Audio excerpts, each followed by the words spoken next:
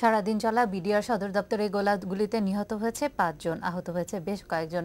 সকাল ৯টার দিকে শুরু হওয়া এই গোলাগুলিতে প্রতিটি গেটে প্রতিরোধ গড়ে তোলে বিডিআর জওয়ানরা। হামিদুর রহমানের ক্যামেরায় হাজারীবাগের বিডিআর ৫ নম্বর গেটের অবস্থা জানাচ্ছেন মনিরুদ্দিন।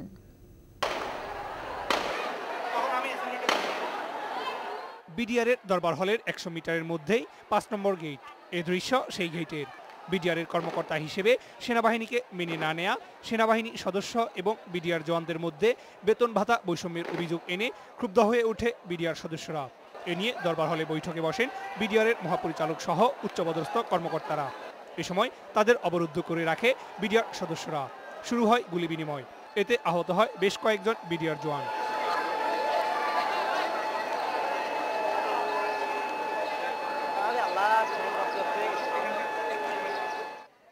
মুহূর্তের মধ্যে গোলাগুলি ছড়িয়ে পড়ে পুরো এলাকাতে। এ সময় ভেতরে বিডিআর সদস্যদের লাশ পড়ে থাকতে দেখা যায়। খবর পেয়ে ঢাকা ক্যান্টনমেন্ট থেকে সেনাবাহিনী বিডিআর সদরের দিকে আসলে উত্তেজনা আরও বেড়ে যায়। বিডিআর সদস্যরা বিভিন্ন গেইটে জড়ো হতে থাকে ভারী অস্ত্র নিয়ে। এ সময় শত শত ফাঁকা গুলি ছুটতে থাকে বিডিআর সদস্যরা।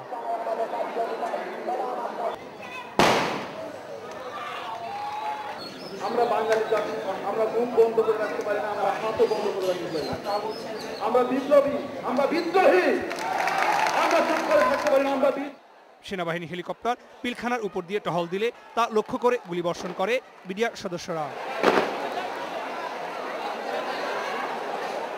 এক পর্যায়ে প্রধানমন্ত্রীর সাথে আলোচনায় বসেন বিডিআর সদস্যরা। সন্ধ্যার দিকে প্রধানমন্ত্রী সাধারণ ক্ষমা ঘোষণা এবং তাদের দাবি মেনে নেওয়ার আশ্বাসের পর গোলাগুলি কিছুটা থেমে যায়।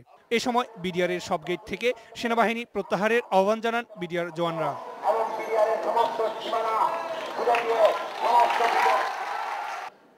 মনিরুদ্দিন, দিগন্ত টেলিভিশন, ঢাকা।